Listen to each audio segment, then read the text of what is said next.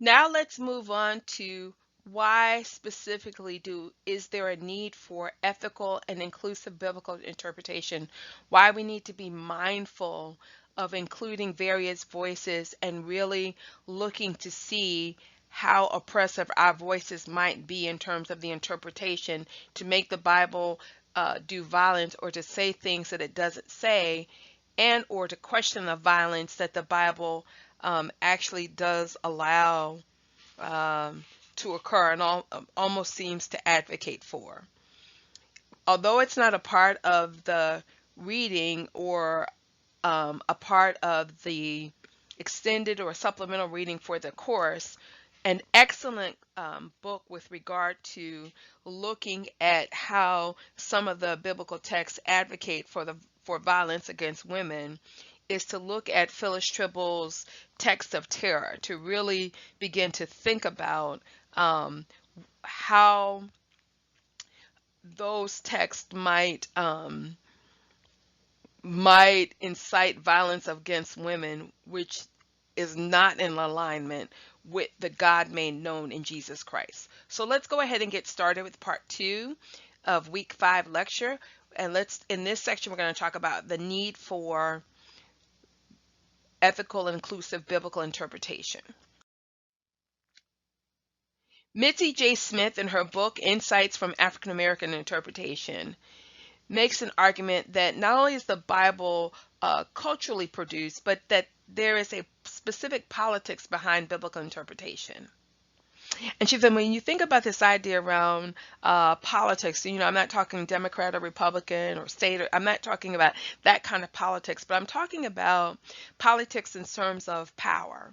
And this idea that there's a hierarchy to people groups, and that there are ways that power really and politics really constructs some folks as being subordinate to or inferior to others. And she also makes this case that when the Bible is used with regard to this mind around power or politics, that really then what happens is that the interpretation of the Bible is now all about control of and access to resources, knowledge, and power. And so we have to keep in mind that the Bible is usually mediated through someone. So, for example, again, think about all of these ideas where colonization has gone on, right? The people bringing the Bible probably don't give all of the narrative in terms of the biblical text or read all of the passages there. And in some cases, as I mentioned before, with regard to the African American experience, which is very similar to the experience of most oppressed people, often when people colonized a place, they did not allow people to read, or they could only read the interpretations that they give, um, and they withheld certain information. Because knowledge, and when it comes with regard to biblical interpretation, it's political and it can be very liberating. I love this passage where Smith talks about how the fact that the way that this politics is mediated, it's mediated through the interpreter, whether this person is aware or not that they have a certain agenda in terms of the politics of their interpretation. Hear now what Smith says about how politics is usually mediated by the interpreter. She says, it is fair and correct to understand all interpretations and interpreters as culturally located. All interpretive methods are ideological and subjective.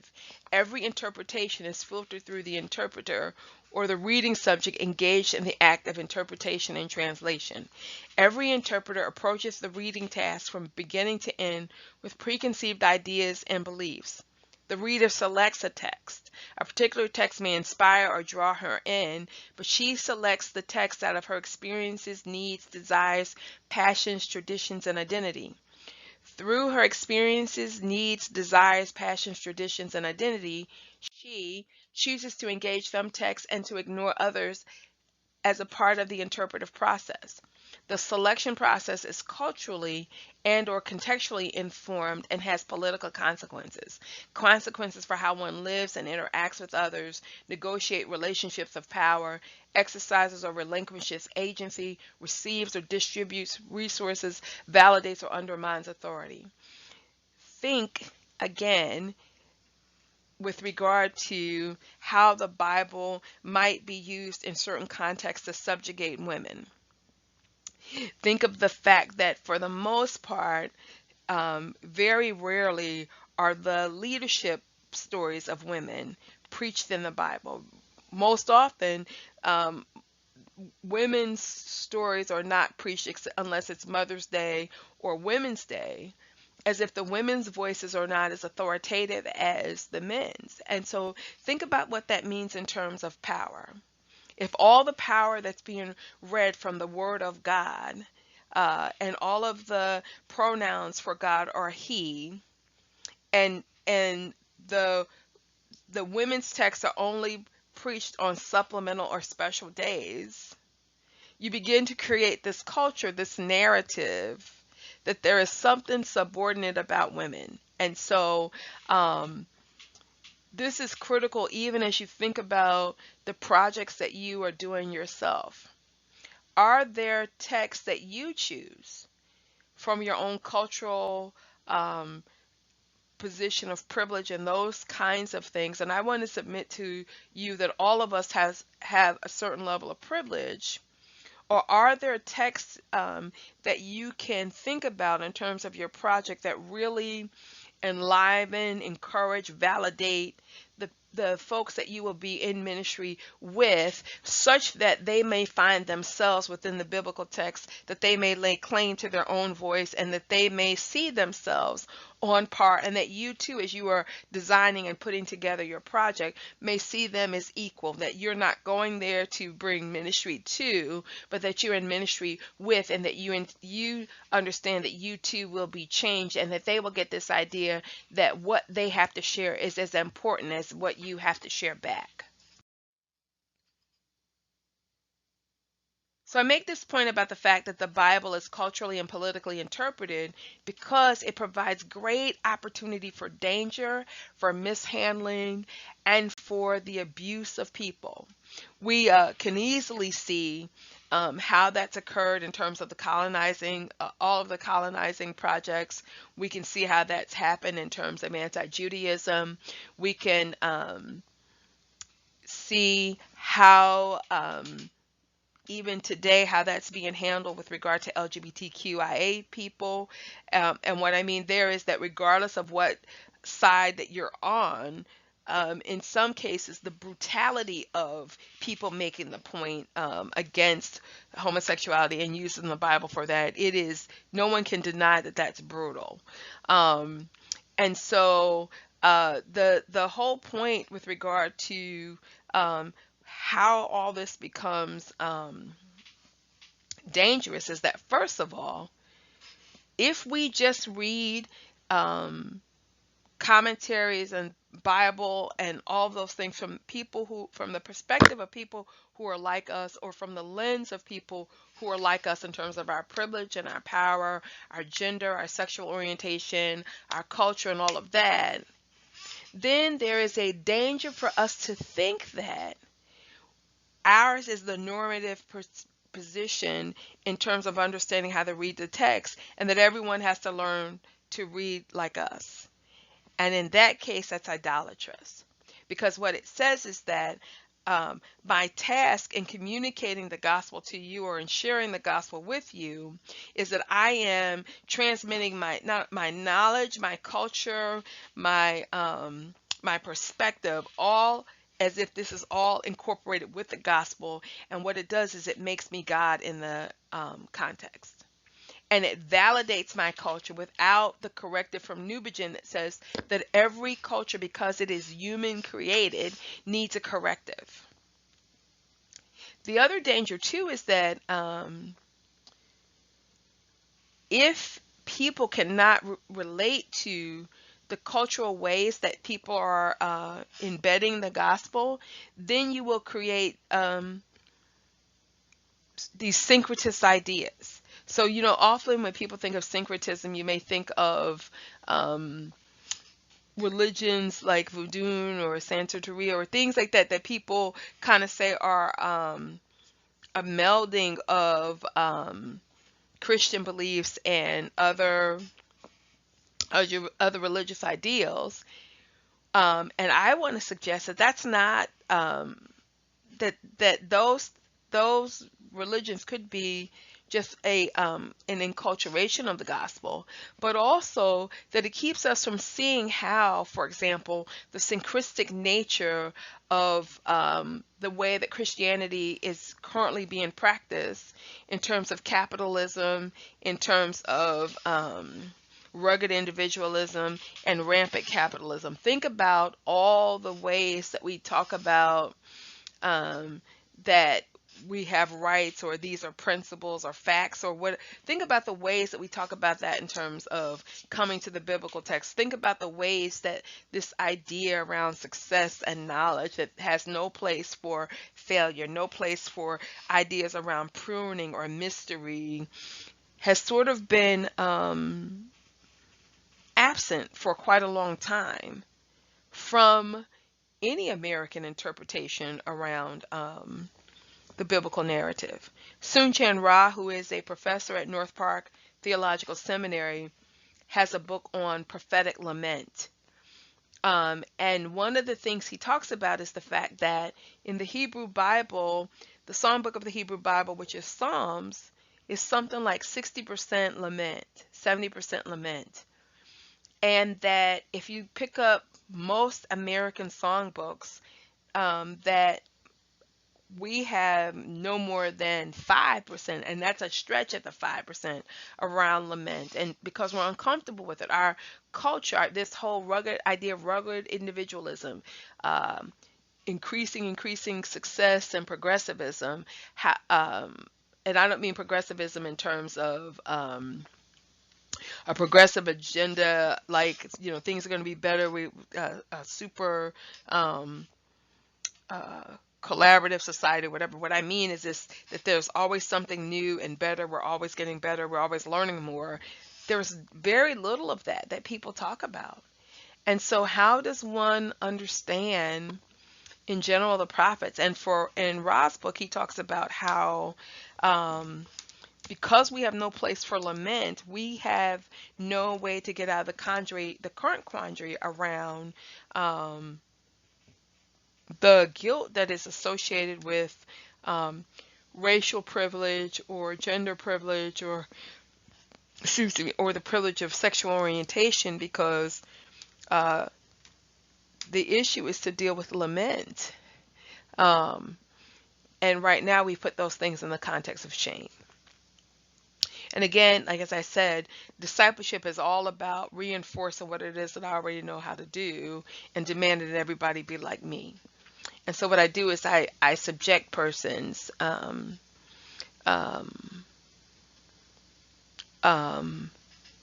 based on my interpretation of the Bible, which usually puts me in trouble. So when one reads, for example, the letter to the Birmingham jail, King is writing to the clergy in that city, and he is calling them on the biblical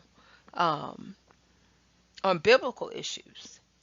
And really people like James Baldwin and some other folks who Gandhi, other people talk about this idea that of what has to happen with regard to the oppressor, and have love for the oppressor. It is an understanding that the gospel is meant to alleviate issues of oppression, but it's also meant to deliver those who are the oppressor from what it is that they're doing.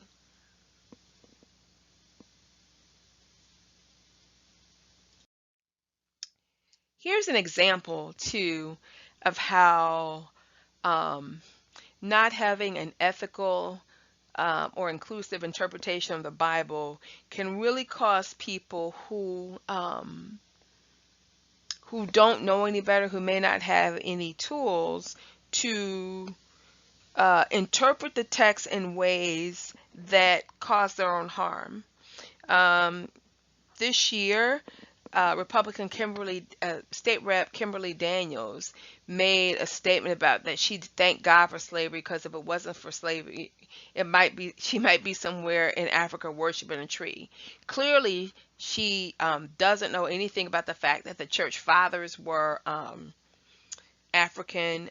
That most of our understanding around the Holy Spirit, the Trinity, and all of those things came from African scholars. She knows none of that stuff. She doesn't know anything about, for example, the fact that the Ethiopian Chamberlain, commonly referred to as the Ethiopian eunuch in Acts 8, because of his encounter with the gospel, goes back to create a spiritual, military, an economic powerhouse grounded in the principles of Christianity. She knows none of that. And so here is a woman designated to be a state representative who is making statements that really justify her own oppression. The biggest reason for ethical and inclusive interpretation, really there are two. One is that to get a full picture of the gospel, we need everybody's lenses, because if not, it's kind of like the picture to the right with everybody trying to figure out what it is that they're looking at. You can see one guy looking at his portion of the elephant, says, "Oh, it's a spear," because he's looking at only at the horns.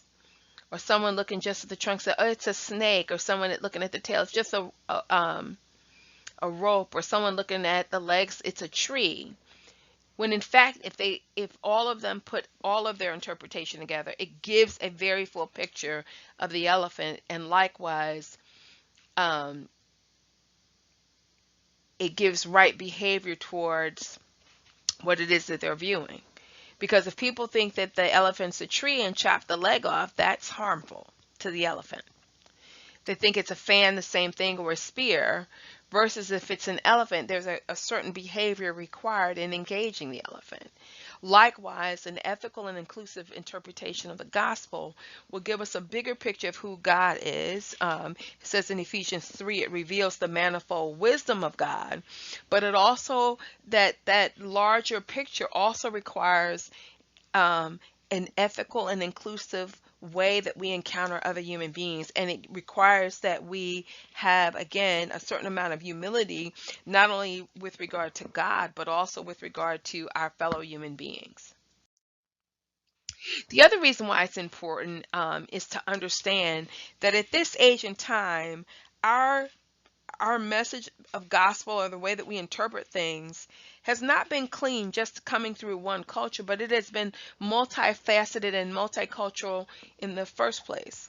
Andrew Walls, in his book Culture and Coherence in Christian History, talks about the fact that every time the gospel has gone through from one age to the other, we've learned something new about an aspect of who God is, and an aspect about, with regard to our own theology, and about how we are to react to God, and how we are to engage in the mission, to be in mission with God. We learn something every time that age, we get to the next cultural group. And it's not that we jettison what we knew before, it gets expanded. So for example, when Christianity starts out, we have this whole idea around that Jesus is Messiah, and faith is about who one is and what one does. But as the Christianity begins to enter into the Roman age, and as Paul begins to really branch out to the West and really reach out to the Gentiles, then there is this idea of orthodoxy and apologetics, and this fact that Jesus is Lord. As Christianity moves through Western Europe, we have the Reformation and ideas around personal piety. As colonialism comes about, then we start looking at how the gospel is transplanted into each country, and and how missions work, and all of those other things. All of those things help to expand our knowledge of the gospel and really what has allowed us to get to this point where we are now. And so, in this section, I hope you've been able to see why it is critical for there to be, even within the purview of your project, um, an ethical approach, which says, which is basically a do no harm approach, but also a broadening of the voices so that you might look at your text from from a wide variety of ways, that you might scan through the biblical text to see, is there a biblical text that really relates very well to your context, rather than taking text that may be more general and more widely used. Um, for me, this is why at least every year, or at least every other year, I try to read through various aspects of the Bible.